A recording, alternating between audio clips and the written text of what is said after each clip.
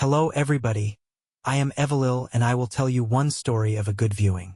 In the heart of Greece, where the ancient gods still lingered in whispers and the stones of time seemed to hum with forgotten secrets, something terrible began to unfold. It started as a curious, almost unnoticeable event, an anomaly that no one could truly explain, and one that no one could ignore once it had begun. It was a statue, an old, crumbling figure of a long-forgotten god, standing in the middle of an unremarkable village near the foot of Mount Olympus. For centuries, the statue had been a relic of the past, standing proudly in the village square, its features worn and weathered by time. The villagers had grown accustomed to its presence, passing by it every day without a second glance. That was until the day the liquid began to seep from its base. At first, it was barely perceptible. A dark stain appeared at the feet of the statue, a patch of blackness that seemed out of place against the ancient stone. It wasn't oil or paint. It was something far more unnatural. The villagers, intrigued and slightly unnerved, watched as the liquid slowly spread, darkening the ground around the statue. As days passed, the liquid began to flow more freely. It pooled around the base of the statue, thick and viscous, but it didn't spill over the edges. It seemed to stop at a precise point, as though it was guided by an unseen hand. The village elders, concerned by the growing mystery, called upon the local priest, Father Nicholas, to bless the statue, hoping that divine intervention would put an end to the strange phenomenon. But when he arrived to perform the ritual, the liquid began to surge, as though reacting to his presence. Father Nicholas had seen many strange things in his life, but nothing like this. He approached the statue cautiously, crossing himself and muttering prayers under his breath. As his fingers touched the surface of the stone, a shiver of cold rushed through him, and the liquid began to flow in rivulets, streaming down the sides of the statue and pooling at his feet. It was then that Father Nicholas felt the first wave of dread. There was something wrong with this liquid. It wasn't just a bizarre occurrence. It was alive. He recoiled, stepping back as the liquid continued to writhe at the base of the statue, spreading further than before. The air turned thick, suffocating with a strange, pungent odor that was at once metallic and rotten. Father Nicholas turned pale and muttered a final prayer, retreating from the square in haste. His mind raced as he recalled the ancient legends of the gods, the ones that spoke of forgotten rituals, dark magic, and the boundaries between the realms of men and gods that had been broken long ago. He couldn't shake the feeling that what was happening in his village was no accident. The next day, the liquid had grown darker, thicker, and more pronounced. People began to avoid the village square altogether, and whispers spread like wildfire throughout the region. The liquid was not just a strange phenomenon. It was a curse, a sign from the gods. The village's reputation began to tarnish, with rumors spreading far and wide about the statue and its black liquid. Meanwhile, in a nearby university, Dr. Eleni Stavros, an expert in ancient Greek artifacts, caught wind of the bizarre event. A scholar with a keen eye for the unexplained, Eleni was drawn to the story. She arrived in the village with a small team of researchers, intent on studying the liquid. She was skeptical, of course, but curiosity drove her. What she found when she arrived at the statue shocked her. The liquid had continued to ooze from the stone, now staining the entire square. The statue, which had once been nothing more than a symbol of ancient worship, was now an ominous, foreboding presence, casting its dark shadow over the village. Eleni's team began to gather samples of the liquid, carefully storing it in glass vials. They worked quickly, their faces taut with tension, as though they could sense the danger that loomed over them. As the liquid was analyzed in the lab, its properties defied all explanation. It didn't behave like any known substance. It didn't dissolve in any known solvent, nor could it be analyzed using traditional methods. The liquid seemed to have a mind of its own, shifting in color and texture as if it were aware of the experiments being conducted upon it. One evening, as Eleni stood alone in the lab, reviewing the results of the latest tests, something terrible happened. The vials of liquid, which had been stored neatly on a table, began to shake. It started as a subtle tremor, a slight vibration, But within moments, the shaking grew more violent. Eleni backed away from the table, her heart racing in her chest. The vials cracked open on their own, spilling the black liquid onto the floor. It spread rapidly, flowing like water but with the consistency of tar. Eleni watched in horror as the liquid began to move, swirling in unnatural patterns. A voice, soft at first, like a whisper on the wind, emerged from the shadows of the lab. "You should not have touched it," it said. The words sent chills down Eleni's spine, though she couldn't pinpoint where they came from. Panicked, she turned and ran from the lab, leaving the liquid behind. But as she ran through the halls of the university, she noticed something even more terrifying. The black liquid had followed her, creeping down the walls, sliding like living tar, its edges curling and twitching. The team of researchers scrambled to contain the growing nightmare. They sealed the building and locked down the area, but it was too late.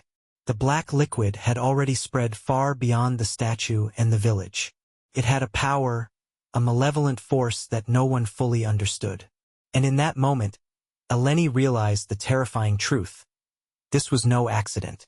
The liquid had been waiting for something or someone to awaken it.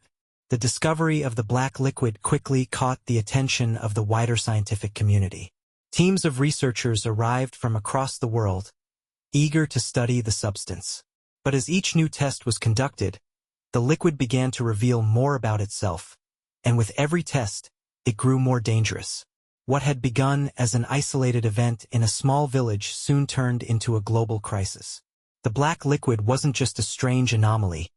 It was a doorway, a conduit to something far darker, and those who sought to unlock its secrets found themselves entangled in its deadly grasp. As the experiments continued, the liquid began to exhibit strange and terrifying properties. It seemed to respond to the thoughts and emotions of those who studied it. The more they prodded and experimented, the more the liquid seemed to retaliate. People began to disappear. Some said they had been consumed by the liquid, while others claimed to have seen them, transformed, their bodies twisted and warped by its influence. In the midst of this growing chaos, a new group began to emerge, religious fanatics, who saw the black liquid as a sign of divine wrath. They believed the liquid was a manifestation of the gods' anger, and that it was their duty to worship and appease it. They began to spread word of a coming apocalypse, one that would cleanse the world with the power of the liquid. Led by a charismatic and fanatical preacher named Dmitri, the cult gained followers at an alarming rate. They would gather in secret, their rituals filled with dark chants and sacrifices to the liquid. The more they worshipped, the more the liquid seemed to grow. What they didn't realize, however, was that the black liquid wasn't merely a tool of destruction. It was something far worse. And the more they fed it, the more they unleashed its true power. By the time Eleni realized the full extent of the danger, it was too late. The liquid was no longer just a substance. It was a sentient force, one that had its own will and purpose. And it had plans for the world that no one could ever have imagined. The cult's influence had spread rapidly. Dimitri's followers, once scattered and secretive, now filled the streets of villages and cities across Greece, chanting and performing strange rituals in the shadows of abandoned temples and forgotten ruins. They called themselves the children of the liquid, and they believed that only through surrendering themselves to the black liquid would they be saved from the coming apocalypse. Each follower, in their fervor, offered their blood to the liquid, believing that through sacrifice, they would earn favor in the eyes of whatever dark god the liquid represented. But something far worse was happening. The liquid, fed by the prayers and offerings, began to spread at an alarming rate. It leaked from the statue and the village square, moving across the land, tainting the soil and creeping into rivers. There was no clear pattern, no rational explanation for its movements. It wasn't flowing like water. It was crawling, seeking, expanding, a creeping, sentient mass. In the depths of the university lab, Eleni, once hopeful for a scientific explanation, now faced the truth. The liquid was not a mere chemical phenomenon. It wasn't a product of some ancient, forgotten ritual or a remnant of a lost civilization. It was something far older, far more malevolent. Something that existed beyond the boundaries of time, an entity whose origins stretched back into the earliest whispers of humanity's history. The vials of liquid, once contained in sterile glass, had grown far too powerful. Eleni had witnessed their effects firsthand. The liquid would start by taking on strange shapes, figures, faces, symbols, its surface undulating like a living being. But that was only the beginning. The more exposure the liquid had to the world, the more it began to affect those around it. People who had come in contact with the liquid began to change, their minds unraveling, their bodies twisting in unnatural ways. They would whisper to themselves, their eyes dark and hollow, speaking in tongues that no one recognized. And then came the whispers from within the liquid itself. Eleni had heard them, though she wasn't sure if they were in her head or something far worse. Soft at first, the whispers grew louder, louder with each passing day. Words that she couldn't understand, foreign syllables that slithered into her brain, gnawing at her thoughts. Her nights became sleepless, her dreams filled with dark visions. In one, she saw the liquid seeping into the world, drowning it in darkness. In another, she stood before the statue, watching as the liquid flowed from its mouth like a serpent, wrapping around her, suffocating her, pulling her into its depths. Eleni knew that the only way to stop it was to find the source. But where could the source be? The liquid had started in the statue, but it had grown far beyond that. It had infected the very land itself. She gathered what little remained of her research team and set out to uncover the truth. Her journey took her to the heart of the mountain, to the very place where the ancient gods were said to have walked. There, deep within the caves that stretched beneath Olympus, she found something that should not have existed, a relic far older than anything she had ever seen. The relic was an altar, dark and twisted, with symbols carved into the stone that no modern human could decipher. At its center was a pool, empty but for the faintest residue of the black liquid. The cave was suffocatingly still, and yet Eleni could feel an oppressive weight in the air, a sense that the very rock was alive, watching her. She had come closer to the truth than she had ever dared to imagine. The liquid was not a substance at all.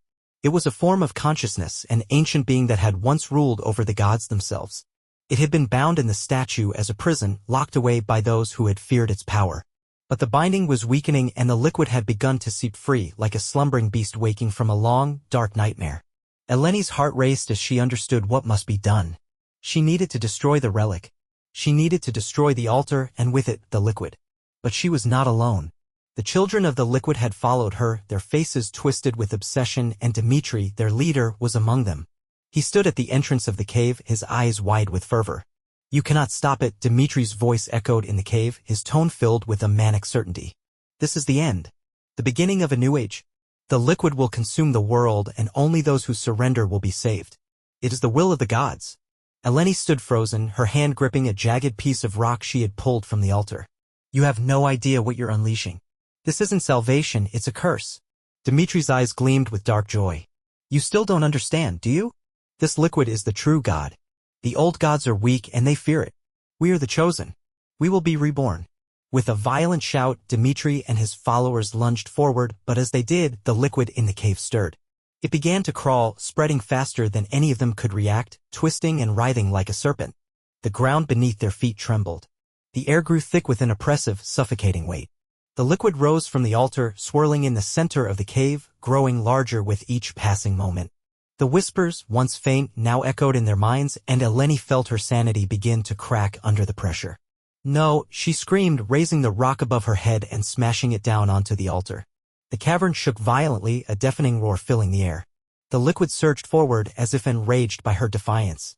But it was too late. With the altar destroyed, the liquid seemed to recoil, swirling around the cave in a final, frenzied frenzy.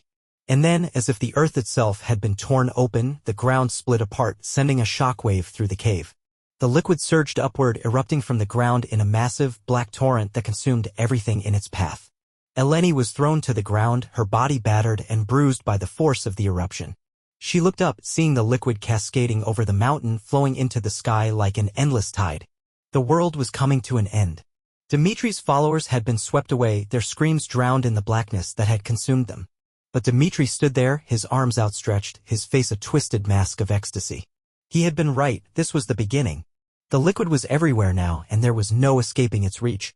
Eleni scrambled to her feet, barely able to breathe under the weight of the darkness that now covered the world.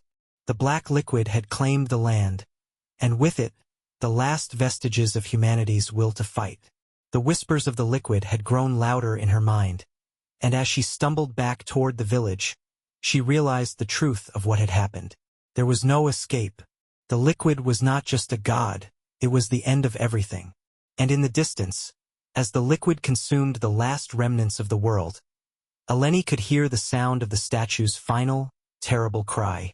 The last plea of a forgotten god. It was over. The black liquid had won. Thank you very much and see you all in the next video. Love you guys.